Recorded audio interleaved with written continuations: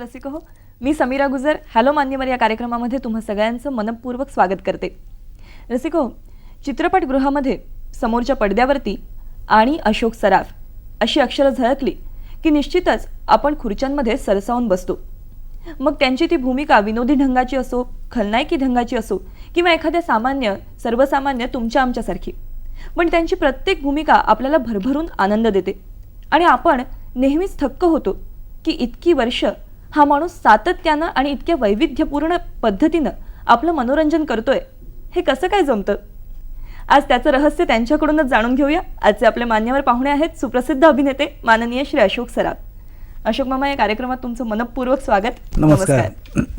अशोक मामा, इतक्या वर्षाचा हा जो प्रवास आहे याची मुळात सुरुवात कुठे झाली? म्हणजे लहानपणी मोठेपणी तू कोण होणार असं सगळ्यांनाच विचारलं जातं. तुम्हाला विचारल्यावर तुमचं उत्तर काय असेल?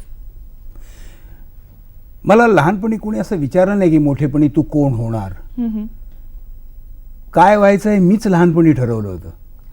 म्हणजे वयाच्या 7व्या 8व्या वर्षापासून मी असं ठरलं की आपल्याला व्हायचं तर नटच व्हायचं नाही आणि दुसरं काही करायचंच नाही. इतक्या लहान वयात हा निर्णय कसा काय घेतला तुम्ही? कारण त्या वयात आम्हाला तर काहीच कळत नव्हतं. नाही, मलाही काही जास्ती कळत होतं अशातली काही गोष्ट नाही आहे, पण माझ्या घरातलं वातावरण हे साधारणपणे असं म्हणजे नाटक आणि या गोष्टींनी होतं. कारण माझे मामा म्हणजे गोपीनाथ सावकार प्रथितयश नट आणि दिग्दर्शक होते एका जमान्यात. ते माझ्या घरी राहत असल्यामुळे मोठमोठ्या नटांची माझ्या घरी ये जा असायची. मला ते बघायला मिळायचे. अक्षरशः मी लपून लपून चोरून चोरून त्यांना मी बघायचो. जिन्यामध्ये लपून राजा गोसावी जेव्हा घरी यायचे तर मी लपून. मला कधी असं वाटलंच नव्हतं की मी पुढे नंतर यांच्याबरोबर काम करीन, अशी त्यावेळची परिस्थिती. त्यामुळे मला सतत असं वाटायचं की हे लोक करतायत तर मला काय करायला हरकत आहे, मी का करू नये? किंवा कुठलीही जरी कलाकृती बघितली, कुठली सिनेमा बघितला की नाटक बघितलं की हे लोक करतात, मग मला का जमत नाही? मीही हे करणार आणि मी हे करून दाखवणार, असं लहानपणापासून एक ध्यास होता.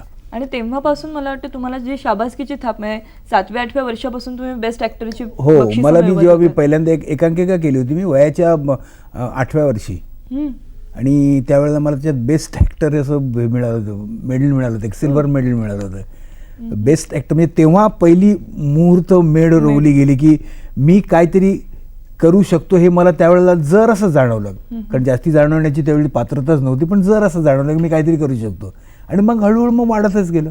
पण त्या काळात तुम्ही म्हणजे अगदी सुरुवातीच्या काळात तुम्ही संगीत नाटकं सुद्धा केली आहेत. हो, संगीत नाटकं सुद्धा केली. म्हणजे संगीत नाटक आणि सोशल नाटक, फार्स, ऐतिहासिक नाटक, याचा एक कॉमन जर हे दुवा काढला तर मी आहे दुवा तो. म्हणजे संगीत नाटक पण मी केलेलं आहे, मी फार्स पण केलेलं आहे, मी सोशल नाटक पण केलं आहे, मी ऐतिहासिक नाटक पण केलेलं आहे, सगळं केलं.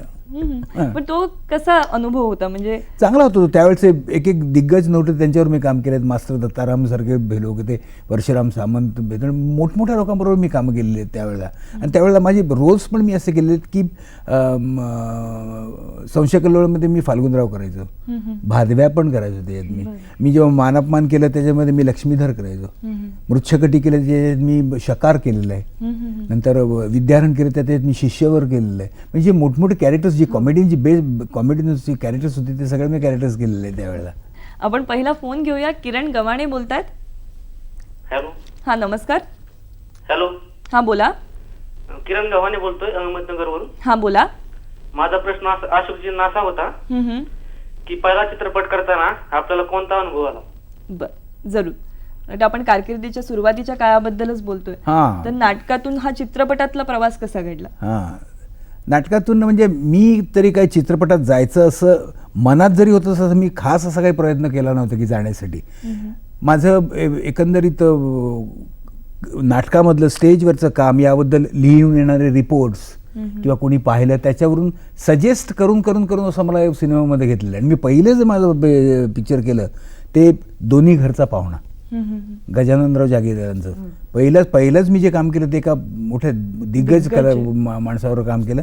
त्यांच्याकडे मी जेव्हा पहिल्यांदा काम केलं तेव्हा मला ॲक्च्युअल सिनेमा किंवा कॅमेरा म्हणजे काय हे काही माहीत नव्हतं. म्हणजे काय पद्धतीने करायला पाहिजे, काय प्रोसिजर असं मला काही माहीत नव्हतं. कट आणि स्टार्ट हा मी शब्द कधी ऐकलेलाच नव्हता. तर तिकडे मी पहिला अनुभव घेतला. त्यानंतर कॅमेरा ही काय चीज आहे, किती सेन्सिटिव्ह असतो तो, किती तो तुम्हाला टिपतो, किती तुमचं पिक्चराईज करतो, कसं हे करतो हे मला काहीच माहीत नव्हतं. त्यामुळे जेव्हा मी पहिली भूमिका केली तेव्हा मी ती जरा कम्पॅरेटिव्हली लाऊड झाली. कारण आम्ही बेसिकली स्टेजचे आर्टिस्ट, स्टेजवर आम्ही कामं करणार. आम्ही स्टेजच्या हिशोबाने मी ती केली. तर स्टेजच्या हिशोबाने केलं तर मी बघितल्यानंतर मला लक्षात आलं की मी ही जरा चूक केली मोठी. हे असं उपयोगी नाही, हे फार म्हणजे लाऊड होते. कॅमेरा हा अत्यंत सेन्सिटिव्ह असल्यामुळे तिकडे कसं करायला पाहिजे हे आपण ठरवायला पाहिजे. आणि त्याच्यानंतर मी 4 वर्ष मी गॅप घेतली. 4 वर्ष मी कुठल्याही सिनेमात काम केलं नाही. म्हणजे आले बरेच सिनेमा सांगून आले पिक्चर, पण मी कधी केलं, मला नाही करायचं आहे. मी त्याच्यावर विचार केला, मी ठरवलं त्याचं. आणि त्याच्यानंतर मी फ्रेशली इंट्रोड्यूस झालो तो पांडू हवालदार. आणि तो पांडू हवालदार म्हणजे तो हिस्ट्रीच झाली त्याची. मग निश्चितपणे. तर या चित्रपटाविषयी तर खूप बोलण्यासारखं आहे. म्हणजे दादा कोंडकेंबरोबरचा हा तुमचा पहिला सिनेमा आणि खऱ्या अर्थाने तुम्ही रसिकांच्या समोर त्यांच्या माध्यमातून आलात. तर त्यांच्याबरोबर काम करण्याचा किंवा त्यांची एक कामाची पद्धत कशी होती? म्हणजे त्यांच्यावर काम करायचं म्हणजे ती मजाच असायची. एक सेटवर वातावरण म्हणजे सतत लाईव्ह वातावरण. त्या माणसाचा एक मोठा गुण सगळ्यात म्हणजे सतत लाईव्ह असायचा माणूस. तो एकाच जागी कधी स्थिर नाही.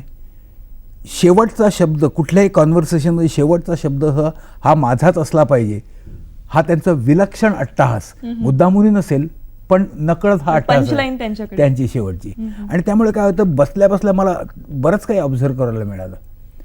मी 4 वर्षानंतर गॅप गेल्यानंतर मला काही माहीत नव्हतं की कसं आता नवीन ह्याच्यात कसं एवढी मोठी कॅरेक्टर एवढी मोठी कॅरेक्टर त्यांनी मला दिली. तर ही कशी बी हे करायचं मला कळत नाही. 3 दिवस तुम्हाला मी सांगतो, पहिले कोल्हापूरला जेव्हा मी शूटिंगला गेलो तेव्हा पहिले 3 दिवस माझं शूटिंग नव्हतं. तेव्हा 3 दिवस मी सकाळी 9:30 ते संध्याकाळी 6:30 सेटवर खुर्ची टाकून बसायचो. मी बसायचो आणि नुसता मी ऑब्झर्व करायची की सगळे जे आर्टिस्ट आहेत ते काय काय करत आहेत, कुठपर्यंत जात आहेत, कुठपर्यंत करायला पाहिजे. आणि त्याच्यावर मग मी माझं मीटर ठरवलं कितपर्यंत करायचं. मला वाटतं हे निरीक्षण हे कुठल्याही नटासाठी फारच आवश्यक. निरीक्षण हीच सगळ्यात मोठी गोष्ट आहे. कारण काय, शिकवलं तुम्हाला तर तुम्ही त्याप्रमाणे कराल, जसं सांगाल तसं कराल, ती नक्कल होईल. पण निरीक्षण कराल तर तुमचं ते स्वतःचं असेल, तुम्ही ते तुमच्या स्वतःच्या ढाच्यात बांधून घ्याल. तेव्हा निरीक्षण करणं हे सगळ्यात महत्त्वाचं आहे. पाया आहे असं म्हणायला हरकत नाही. निश्चित. आपण पुढचा फोन घेऊया. मनीषा ताई बोलतात आपल्याशी. हॅलो. हा, नमस्कार. हॅलो. हा, बोला. सर, तुमचं पहिल्यांदा मी हार्दिक अभिनंदन करू इच्छिते. थँक्यू. ही शांताराम पुरस्कार मिळाल्याबद्दल धन्यवाद. आणि तुम्हाला म्हणजे चित्रपटात विशेष प्रकारच्या कोणत्या भूमिका करायला आवडतात असा माझा प्रश्न आहे. हां, खरं म्हणजे मला सगळ्या प्रकारच्या भूमिका करायला आवडतात. म्हणजे मी विलन पण केलेलं आहे, मी सेंटिमेंटल कॅरेक्टर पण केलेली आहे, मी एक अशी म्हणजे आडफाट कॅरेक्टर असते तशी पण कॅरेक्टर केलेली आहे, आणि एक अशी म्हणजे स्ट्रेट कॅरेक्टर पण केली की ज्याला काही आकार विकार अशी पण मी सगळ्या प्रकारच्या कॅरेक्टर्स केलेले आहे. पण मी जी कॉमेडी केली ती लोकांना आवडली, आणि ती लोकांना आवडली म्हणून मला तीच कंटिन्यू करायला लागली. आणि त्यामुळे माझी ओळख कॉमेडियन म्हणून झाली. तसं मुळातला पाहिलं तर मी कॅरेक्टर आर्टिस्ट, कुठलीही भूमिका करणे हे माझं काम करणं. पण ही कॉमेडी जास्ती माझ्याकडून चांगली झाली असावी असं मला वाटतं, तेव्हा लोकांना जी आवडली त्यामुळे मग मी कंटिन्यू त्याच्यातच मी पुढे करत राहिलो, तीच भूमिका करत राहिलो. तर मी करू शकतो सगळ्या भूमिका. आता कितपत कशा करतो ही नंतरची गोष्ट, पण मी करू शकतो. पण नट म्हणून सगळ्याच प्रकारच्या भूमिका करायला तुम्हाला नक्कीच आवडेल. हां, कारण बेसिकली मी कॅरेक्टर आर्टिस्ट आहे, मी कॉमेडियन नाहीच आहे. मी स्वतःला कॉमेडियन समजतच नाही. हां, आता कॉमेडियन म्हणजे मी जी करतो, कॉमेडी जी करतो ती लोकांना आवडते म्हणून मी कॉमेडियन.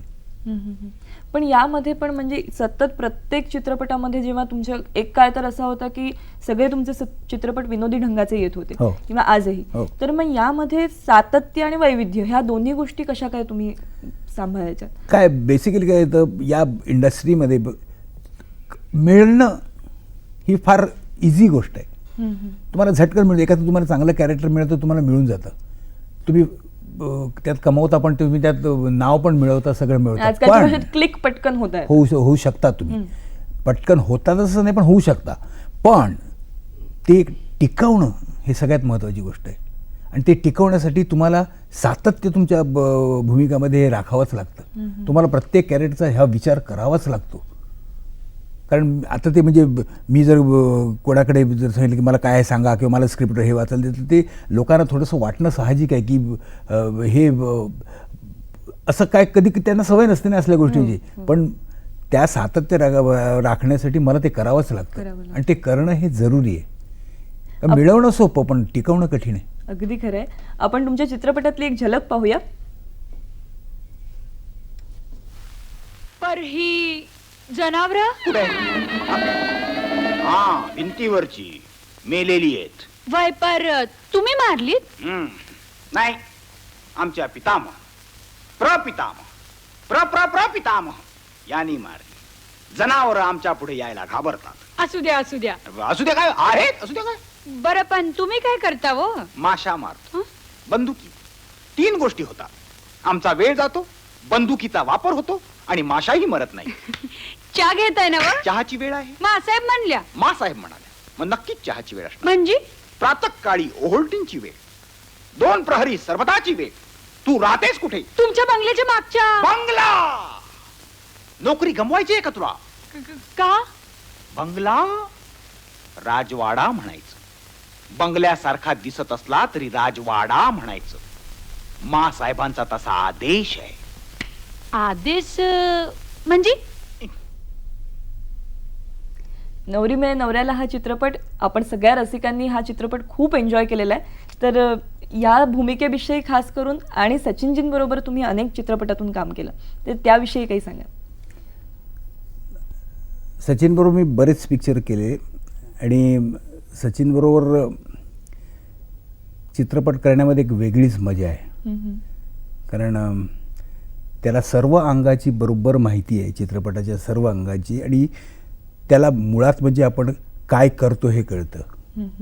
त्याला कॉमेडी म्हणजे काय हे निश्चित कळतं.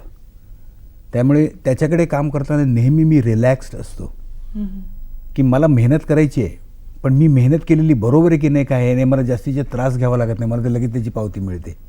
त्यामुळे मला त्याच्यावर काम करताना नेहमीच मजा येते. आता हा जो नवरी मिळ्या नवऱ्याला हा जो सिनेमा आहे, ह्याच्यात जी माझी कॅरेक्टर होती ही एक ऐदी पोरगा, काहीही कामधंदा करत नाही, घरी बसून खाणे, कारण संस्थानिक असतात ते जुने, घरी बसून खाणे आणि उरल्या वेळात बंदूक घेऊन फिरणे, एवढंच त्याचं काम हे असं आहे. मग तो माणूस कसा असेल हे पहिल्या त्याच्या बसण्यावरूनच कळतं की कशा रीतीने तो बसला आहे. त्याच्यात त्याचा मॅनरिझम घेतला की त्याला सतत असे केस हे करायची सवय आहे. तर तो मॅनरिझम जो होता तो जनरली आपण केस करतो असे करू ना, मग तो थोडासा एलॅबोरेट करावा लागला की तो करताना असा करले. आणि त्याच्यातून तिकडून मग ते मॅनरिझम हे करण्याची मला शोधायची मला सवय लागली, आपोआप कसे हे करते. तर सचिनबरोबर सगळेच पिक्चर मी केले, आणि सगळे पिक्चर सचिनचे चांगले झाले, सगळे पिक्चर हिट आहेत. एक आपण गाण्याची एका झलक पाहूया आणि मग पुढच्या गप्पांकडे वळूया. नको डाऊ तू आम्हाला, फिरकी गे फिरकी नको लागू तू नादाला. हे चोरा तोरा नको डाऊ तू आम्हाला, फिरकी गे फिरकी नको लागू तू नादाला. गम्मत जम्मत बनवा बनवी करतो आम्ही, हो हो हो करतो आम्ही, हो हो हो. 9व्यावरती दशा आमचा खुशाल टाकू, हो संधी साधू या बगल्यांचे बुरखे पाडू, हो आमच्यासारखे आम्ही, आमच्यासारखे आम्ही, आमच्यासारखे आम्ही, आमच्या. या छानशा गाण्यानंतर आपण फोन घेऊया. आपल्याशी बोलतायत गोविंद पाटील. हॅलो, नमस्कार. नमस्कार. हा बोला. मी पुण्यावरनं बोलतो, गोविंद पाटील. आता लक्ष्मीकांत गर्डन आहे, त्यांना आतापर्यंत कार्यक्रम केले. आता पुढचे कार्यक्रम त्यांना आता आवडतील का करण्यासाठी? बर. हॅलो. हा. एखादी गाणं त्यांचं दोघांचं मिळून आतापर्यंत कार्यक्रम केले, आता ते नाहीत. आता त्यांना काय वाटतं? आता बर. जरूर जरूर तुमच्या प्रश्नाचं उत्तर नक्की देऊया. सगळ्याच रसिकांना पडलेला हा प्रश्न आहे की लक्ष्मीकांतजी बेर्डे यांचं जाणं हो. हा मराठी चित्रपट सृष्टीसाठी एक मोठा हो निश्चित गोष्ट होती. म्हणजे त्याचं जाणं फारच अकाली ठरलं ते. चांगलं त्यांनी आपला एक जागा एक निश्चित केलेली होती आणि अशा वेळेला तो गेला निघून. पर्सनली आर्टिस्ट म्हणून विचार केला तर माझं नुकसान तर झालंच थोडंसं, कारण का मला एक माझ्या वेने जाणारं लेवलने जाणार म्हणजे एक ज्याच्याशी wavelength जुळलेली हां, असते आणि आपली कलाकृती. ॲक्टिंगची एक जी स्टाईल आहे त्या ॲक्टिंगच्या स्टाईलने जाणारा, टायमिंग परफेक्ट टायमिंग म्हणजे काय हे समजणारा आणि देणारा असा एक तो आर्टिस्ट असल्यामुळे आमचे सीन्स आम्ही जे सीन्स केले ते नेहमीच रंगत आलेले आहेत, रंगत गेलेले आहेत. त्यामुळे आमची जोडी पिक्चर कसाही असू दे पण जोडी मात्र हिट झाली. आता तो गेल्यानंतर तसे टायमिंगचे आहेत लोक नाही असं नाही, पण त्याचं ते टायमिंग फारच वेगळं होतं, कारण बेसिकली तो पण स्टेजवरचा बरंच त्यांनी काम केल्यामुळे त्याला एक निश्चित ज्ञान होतं त्याचं असं मला वाटतं, आणि तो गेल्यामुळे माझं पर्सनली नुकसान तर निश्चित झालं आहे. लक्ष्मामांची आठवण तर नेहमीच येत असते. आपण तुमचा आणि त्यांचा एकत्र एक सीन पाहूया.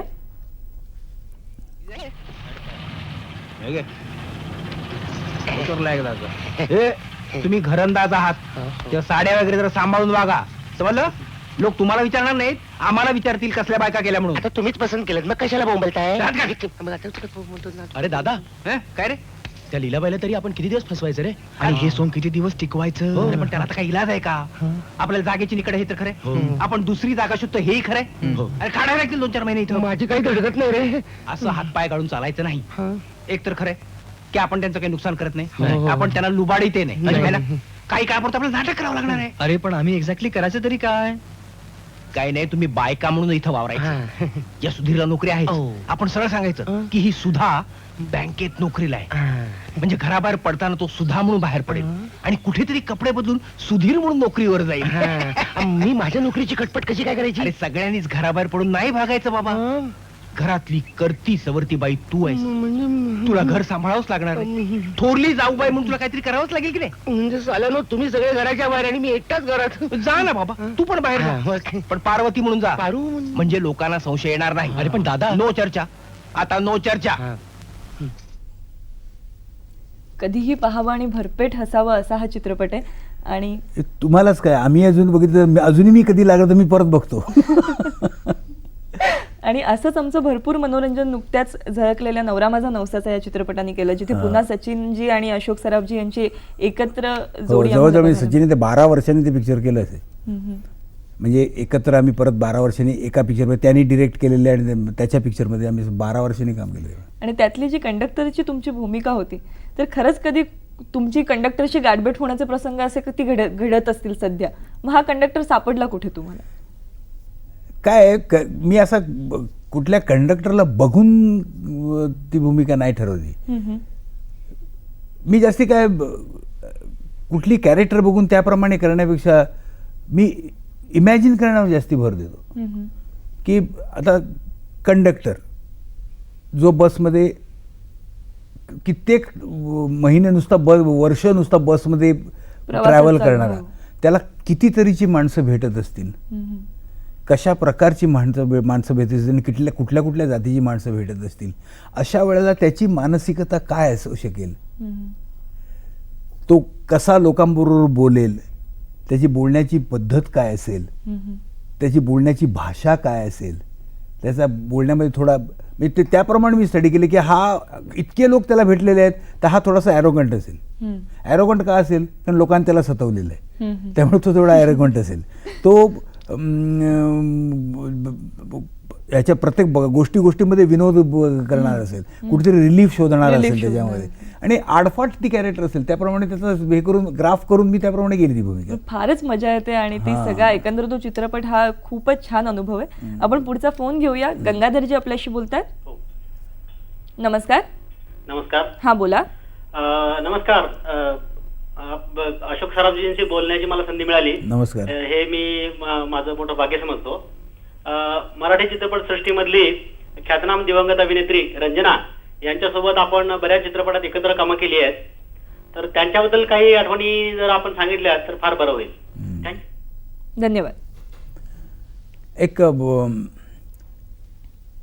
चांगली ॲक्ट्रेस असं म्हणावं लागेल, मेहनती ॲक्ट्रेस. म्हणजे कुठलीही गोष्ट साध्य कशी करायची, म्हणजे अभिनयाच्या बाबतीत, की आपल्याला कुठलीही गोष्ट जमत नाही असं त्या बाईने कधी दाखवूनच दिलेलं नाही आहे.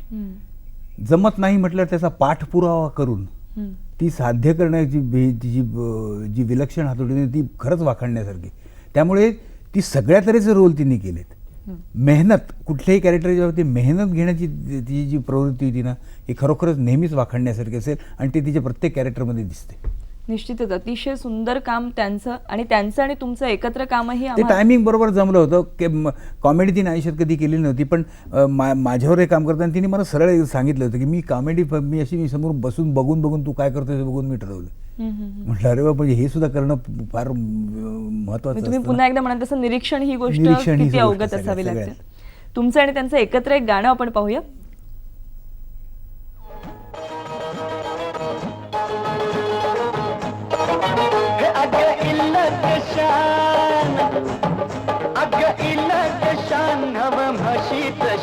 अशी कुर्मीत जाऊ नग बाई, बाया बापड्यांचं काम हे गणाई.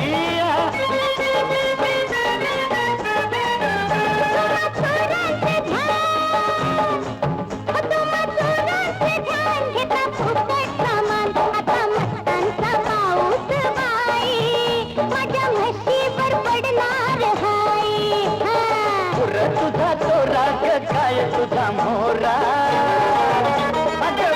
तुझा तो राग काय तुझा मोरा. रीत झाली काही रीत झाली, चुकी झाली माझी चुकी झाली.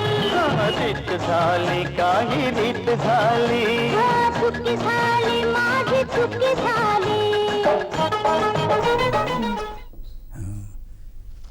अतिशय ताजं टवटवीत करणारं असं हे गाणं आणि तुम्हा दोघांची जी केमिस्ट्री त्यामध्ये दिसून येते. आणि मला वाटतं असे अनेक उत्तम सहकलाकार तुम्हाला लाभले आणि ज्यामुळे तुमच्या बरेच मला असे लाभले कलाकार की त्यामुळे काय झालं, त्यावेळे मला चांगल्या रीतीने करता आलं. जे मला काय करायचं आहे ते मला दाखवता आलं. किंवा मला जर असं मी त्या माणसानं ज्या करून घेतलं तसं त्यांनीही त्याप्रमाणे केलं. त्यामुळे कुठलाही आर्टिस्ट हा चांगलाच म्हणायला पाहिजे आता मला. आपण पुढचा फोन घेऊया. रवींद्र कुडाळकर बोलतायत नाशिक इथून. नमस्कार. नमस्कार. तुमच्याशी बोलण्याची संधी मला मिळाली. तुमच्याशी बोलताना खूप एक्साइट होत आहे. अनेक वर्षांपासून तुमच्याशी संवाद साधण्याची संधी मिळेल अशी आशा होती. ती आशा आज पूर्ण झालेली आहे. आणि माझे 3 प्रश्न आहेत सर आपल्याला. या 3 प्रश्नांची उत्तर आपण दिली तर बरं होईल. पहिला प्रश्न असा आहे की सिनेमा क्षेत्रामध्ये काम करताना अनेक चांगल्या आणि वाईट अनुभवांचा ही शिदोरी सिनेमा नायकापाशी आलेली असते. त्यातनं त्याला जावं लागतं. त्याचा उपयोग तुम्हाला तुमचं करिअर विकसित करताना कसा झाला, हा पहिला प्रश्न. दुसरा प्रश्न असा आहे की आपण विनोदी नट म्हणून प्रसिद्ध आहात संपूर्ण महाराष्ट्रात. तर प्रत्यक्षात आपलं व्यक्तिमत्व कसं आहे, त्यामध्ये विनोदी कंगोरा काही आहे का, हा दुसरा प्रश्न. आणि तिसरा प्रश्न, या ग्लॅमरस क्षेत्रामध्ये तुम्ही काम करताय तर पैसा, प्रसिद्धी आणि कामाचं समाधान या 3 बाबींचा प्राधान्यक्रम तुमच्या आयुष्यात तुम्ही कसा द्याल. धन्यवाद सर. धन्यवाद. आता सांग म्हणजे काय पहिला काय त्यांनी विचारलं. पहिल्यांदा त्यांनी असं विचारलं की बरेच चांगले वाईट अनुभव तुम्हाला येत असतात, तर आपलं करिअर घडवताना या अनुभवांकडून तुम्ही कसं काय काय घेत गेलात, काय शिकत गेलात. नाही, काय होतं, करिअर घडवायला त्याचा फारसा उपयोग होईल असं मला वाटत नाही. पण तुम्ही माणूस म्हणून घडायला फारच तुम्हाला उपयोग होतो त्याचा. आणि तुम्ही माणूस म्हणून काय आहात हे तुमच्या कला जीवनात एक महत्त्वाचा भाग ठरू शकतो आणि असतोही. एकंदर तुम्हाला वाईट जे अनुभव येतात किंवा चांगले अनुभव येतात ते बघून किंवा ते कळल्यानंतर तुम्ही कसं वागावं हे तुम्ही ठरवलं तर त्याचा कला जीवनाशी काही संबंध येत नसतो. कारण आर्टिस्टिकल तुम्हाला जे करायचं ते वेगळंच असतं, पण तुम्ही माणूस म्हणून निश्चित बनू शकता असं मला वाटतं. त्यांचा आणखीन एक प्रश्न होता की खऱ्या आयुष्यामध्ये तुम्ही किती, तुमच्या आयुष्याला कुठे विनोदी कंगोरा आहे का, घरात हसत खेळत वातावरण. घरात तर हसत खेळत वातावरण असतं. मला काय होतं, मी इव्हन सेटवर सुद्धा जेव्हा बसून मी बाकीच्या आर्टिस्ट बरोबर मी नेहमी हसत खेळत असतो, जोक मारत असतो.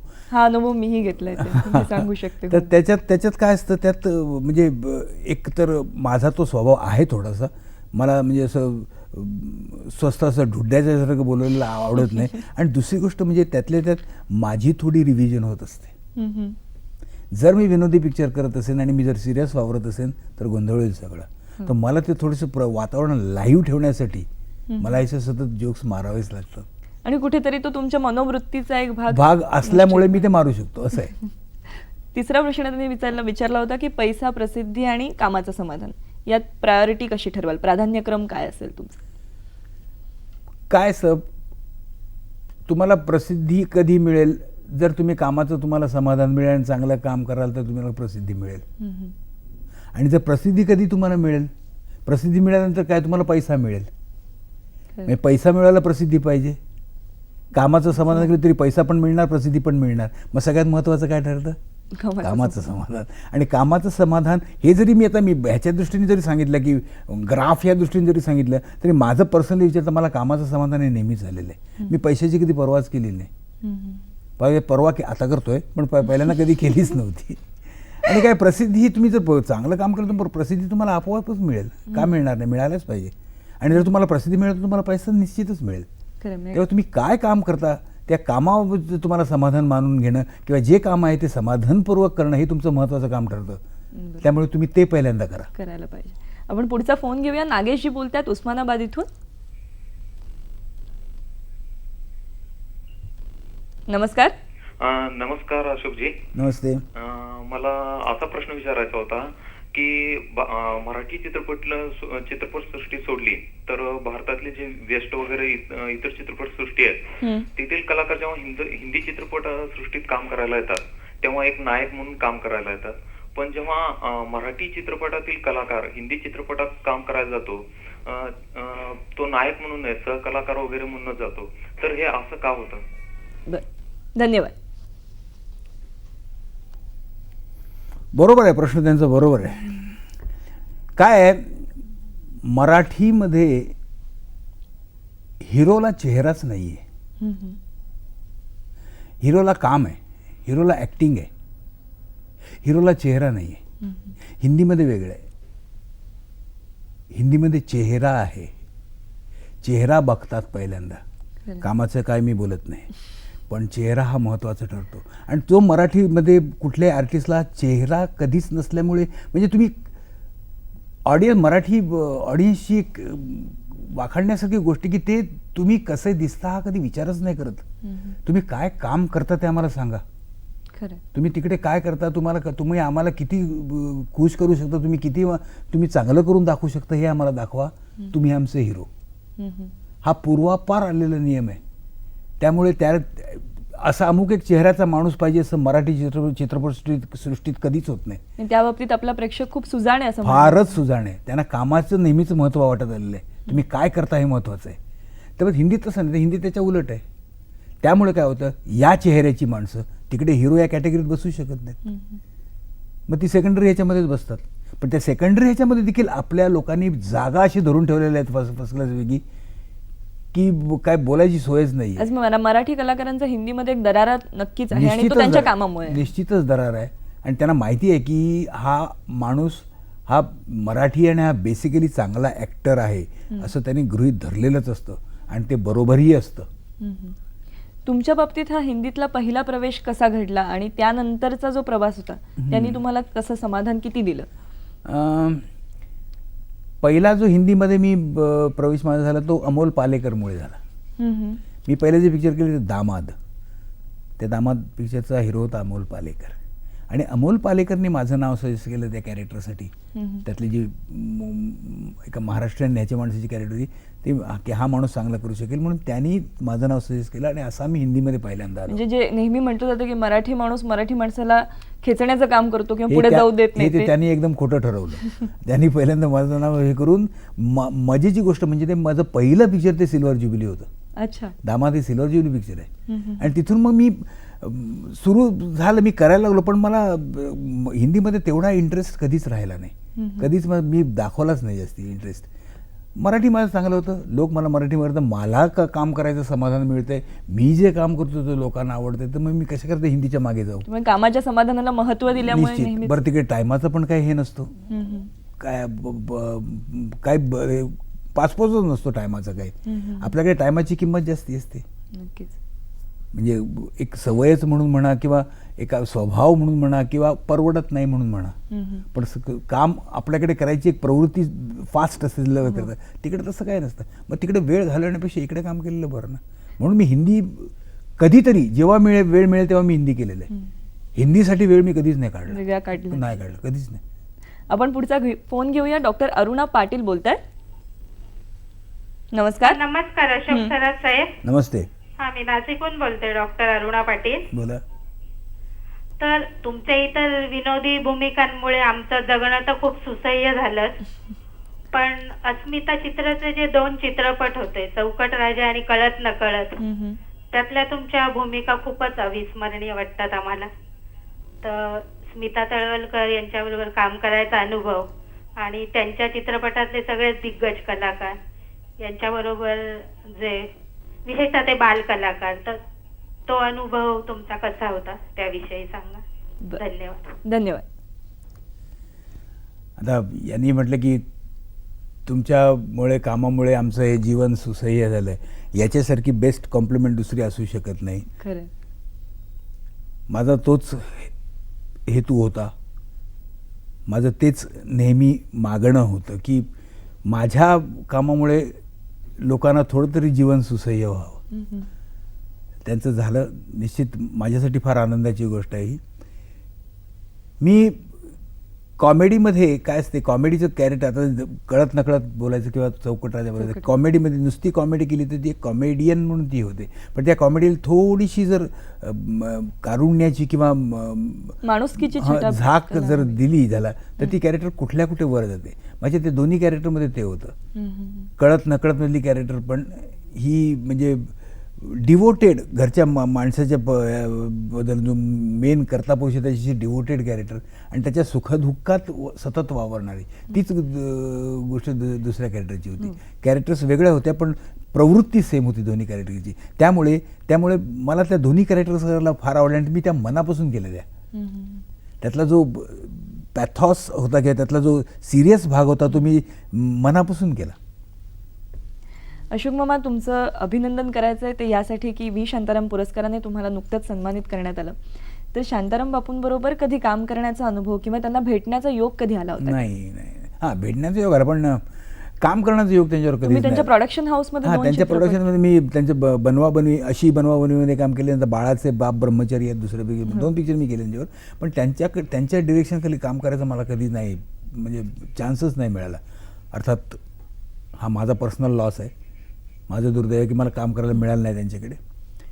पण त्यांनी एक माझ्या पाठीवरची थाप मारली ती मात्र मी कधी विसरू शकत नाही. नकळतपणे त्यांनी थाप मारली किंवा त्यांनी नकळतपणे मी असं मी म्हणतो आमच्या ह्याची ट्रायल होती, बनवाबनवीची ट्रायल होती त्यांच्यासाठी आणि आम्ही राजकमलमध्ये ट्रायल बघत बसलो होतो.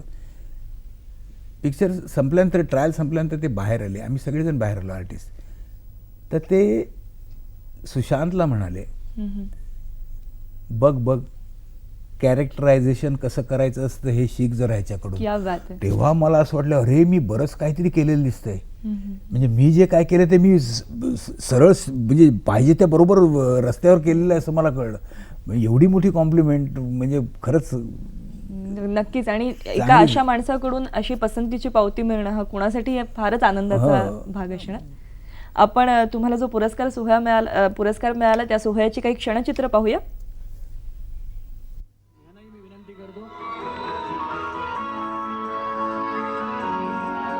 सुभाष घई इथे आलेले आहेत.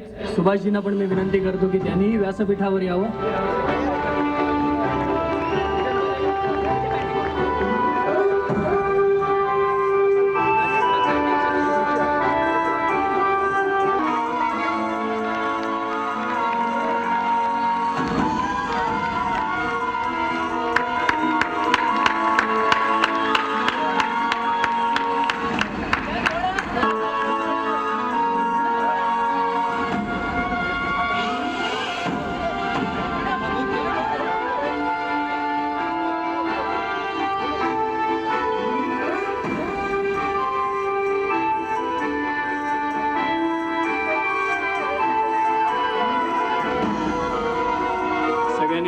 टाळ्या वाजवून अशोकजींचा सत्कार करूया.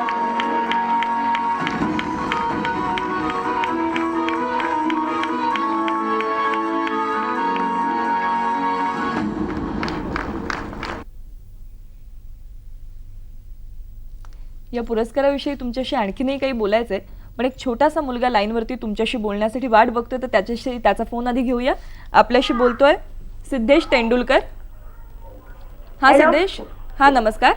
मी सिद्धेश तेंडुलकर, हॅपी होममध्ये इयत्ता 7वीत शिकतो. अशोक काकांना माझा नमस्कार. नमस्कार. आणि शांताराम पुरस्कार मिळाल्याबद्दल अभिनंदन. माझा धन्यवाद. असा प्रश्न आहे की कळत नका मला नाकावरच्या रागाला औषध काय, हे गाणं कोणी गायले? धन्यवाद. बरोबर आहे. याला प्रश्न पडणं साहजिक आहे. कारण अर्थात सांगावं कसं हा मोठा प्रश्न आहे, पण सांगतो की ते गाणं मीच गायलेलं आहे.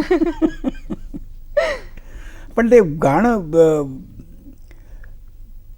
कितपत चांगलं झालं हे काय मी सांगू शकत नाही, कितपत मी सुराच्या जवळ हेही मी सांगू शकत नाही, पण ते मुलांना आवडतं एवढं मात्र निश्चित.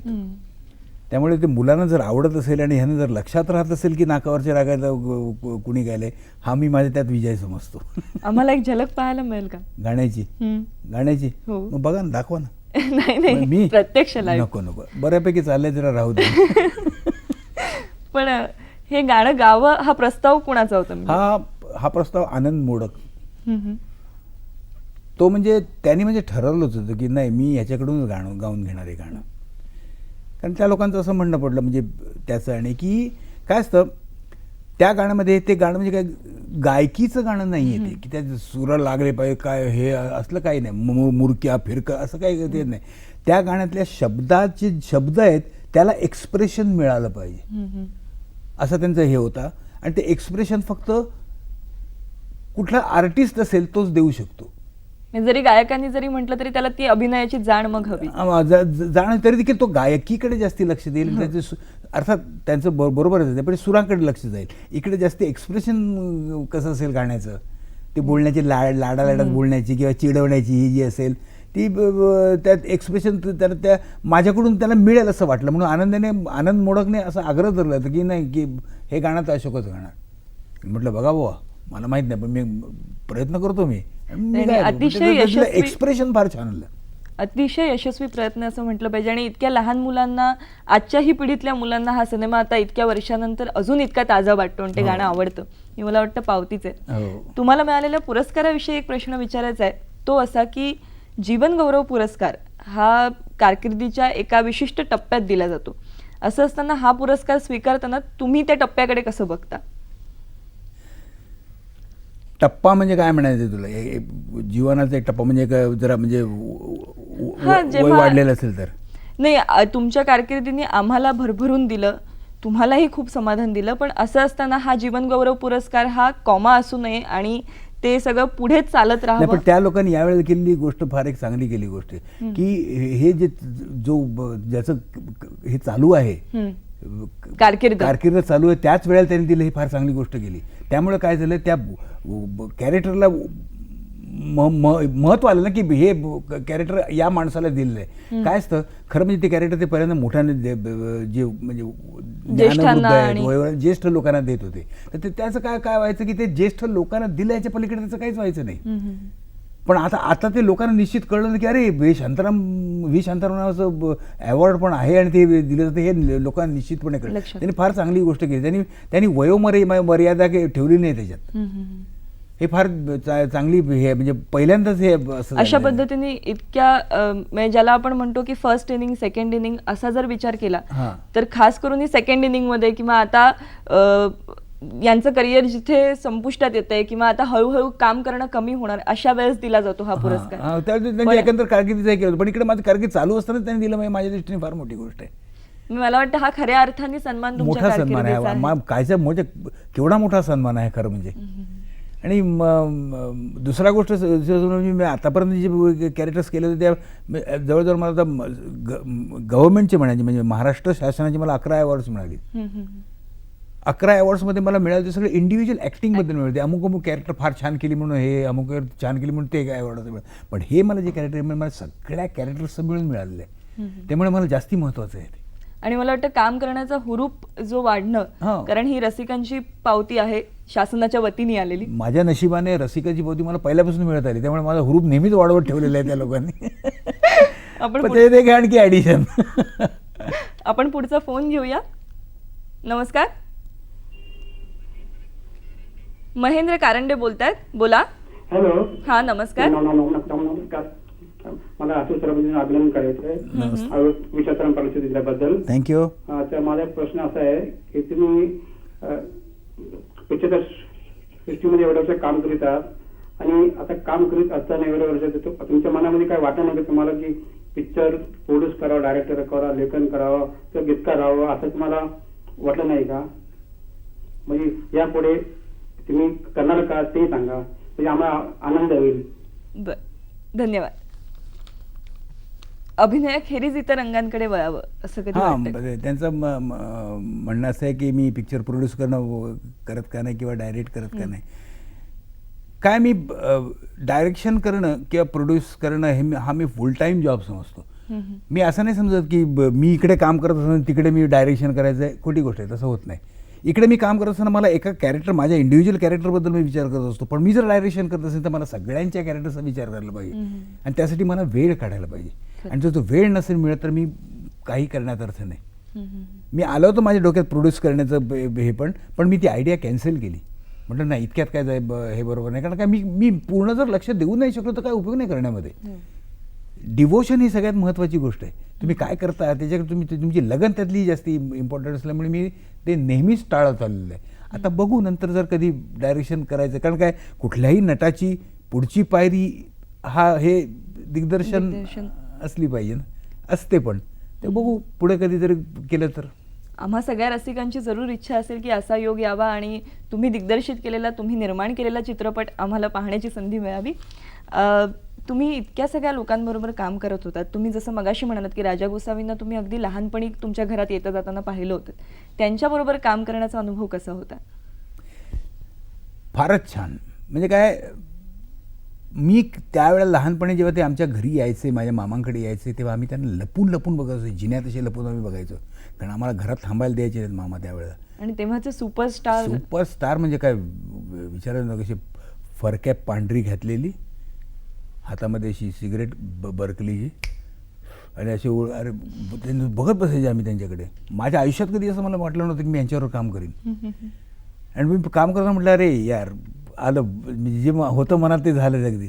आणि कामाच्या बाबतीत त्यांचं काय म्हणायचं, मराठीमध्ये त्या काळात एक त्यांनी रूल केलं त्या माणसाने एका जमान्यात, म्हणजे राजा गोसावी आणि दुसरं काहीच नाही इथपर्यंत. त्या म्हणजे की राजा गोसावीची गोष्ट नावाचं पण पिक्चर त्यांच्या टायटलचं आहे. इतकं त्या माणसाने रूल केलं. सहजता अभिनयातली ही म्हणजे इतकी वाखाणण्यासारखी गोष्ट आहे ती खरंच, की ज्या सहजतेने माणूस तो करून जायचा. वा वा वा. ते कित्येक वेळा म्हणजे मी स्टेजवर काम करतो सुद्धा बघायचे का रे हे काहीतरी वेगळंच आहे रे सर, असं कित्येक वेळा आम्ही बघायचं. म्हणजे तिकडे पण शेवटी स्वभावातच असल्यामुळे तिकडे पण स्टडी करण्याचा स्वभाव काही जायचं नाही ना. पण त्यांचा तो गुण मला अतिशय आवडायचा, की माणसामध्ये ईज जी होती ती म्हणजे तुफान, म्हणजे अशी नटाकडे सापडणं मुश्किल, इतकी ईज होती. क्या बात आहे. आपण पुढचा फोन घेऊया. नंदकुमारजी बोलतायत आपल्याशी. नमस्कार. हॅलो, नमस्कार सर. नमस्कार.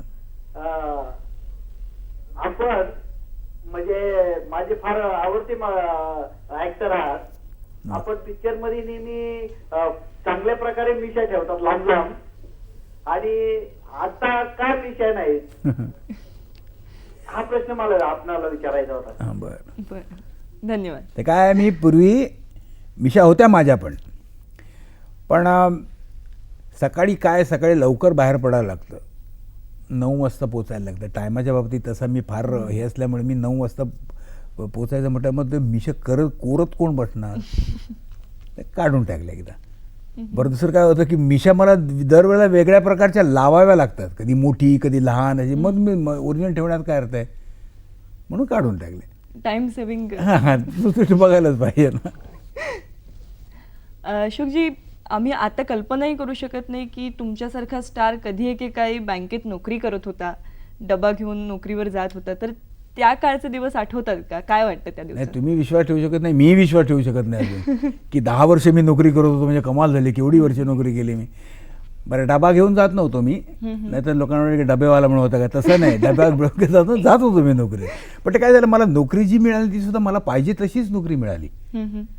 की मला त्यावेळेला स्टेट बँकेमध्ये आर्टिस्ट रिक्रूट करायचे, आर्टिस्ट म्हणून कलाकार घ्यायचे, कलाकारांना पद दिली हां. जात होती. तर तसं त्यांनी मला एक दिवशी बोलवलं आणि मला त्यांनी, म्हणजे मी आलो आणि मी काम करायला सुरुवात केली. त्यांनी मग म्हणजे टेस्ट माझी जुजबी वगैरे सगळं घेतलं, पण मला आर्टिस्ट म्हणून मी काम करायला सुरू, म्हणजे जे माझं आवडतं काम होतं तेच करायला मला त्यांनी दिलं. त्याशी माझी नोकरी सुरू झाली तिकडे.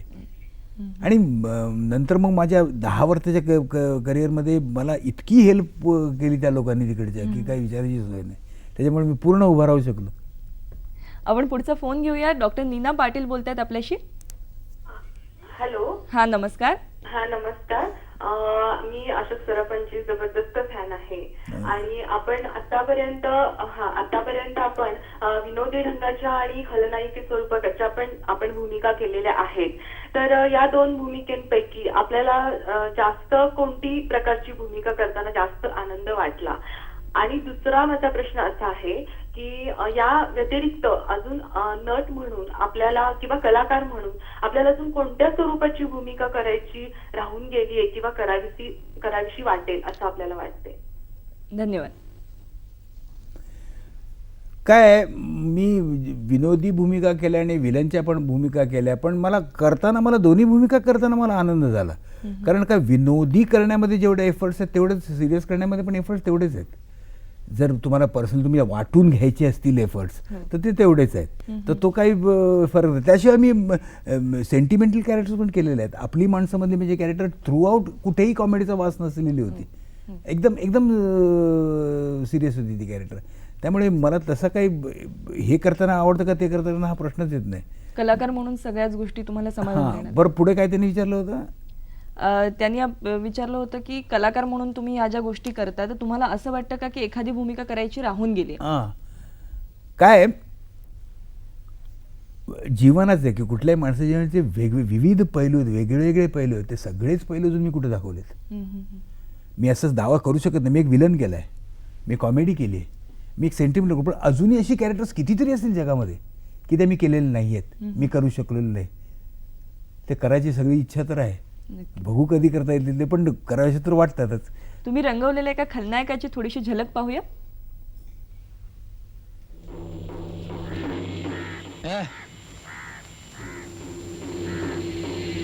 दोन दिवस झाले या गाढवांचा पत्त्या नाही. त्या पोराला सोडायला गेले तिथंच मेले गेले काय कुठं? मला वाटतं चुकले असतील. त्या लहान पोरात काय चुकायला? उसलेगिरी करताना धरले पण गेले असतील. पाय दुखतात म्हणे, खाऊन आले जी. मारे. ते पाण्याचं राहू द्या, तुम्हाला यायला येळ का लागला ते सांगा आधी. अरे काय सांगायचं, एक एसटी मिळायला तयार नाही का साधा ट्रक थांबायला तयार नाही. तुमच्याच्याने एक काम धड होणार नाही. त्या पोराला जिता का सोडलात? हे बघा, सांगून ठेवतोय, त्या पोराला हात लावायचा नाही.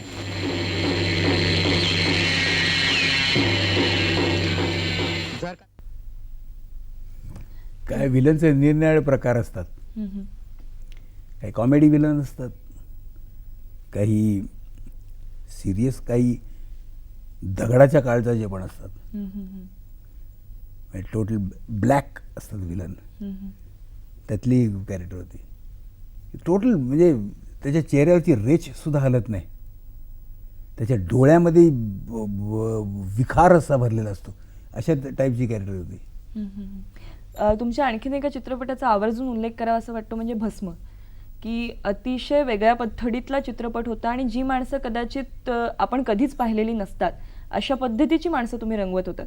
तर या भूमिकेसाठी काही खास कष्ट घ्यावे लागले का? बरेच कष्ट घ्यावे लागले, बरेच कष्ट घ्यावे लागले. म्हणजे सिनेमासाठी कष्ट घ्यावेच लागतात, पण त्याच्यात मला एकंदर ती कॅरेक्टर करण्यासाठी बरेच कष्ट घ्यावे लागले. म्हणजे गेटअप पासून सगळे.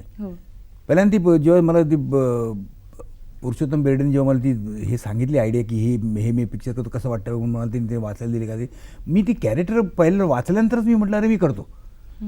कारण ह्याच्यात गेटअपपासून सगळं वेगळं होतं. आणि दुसरी गोष्ट म्हणजे काय, अशी कॅरेक्टर आपण एखादी कॅरेक्टर करायची असेल आपण ही जनरली बघतो अशी ती. आपण जरी स्टडी नाही केली कॅरेक्टर तर ती बघतो की ही अशी असू शकते.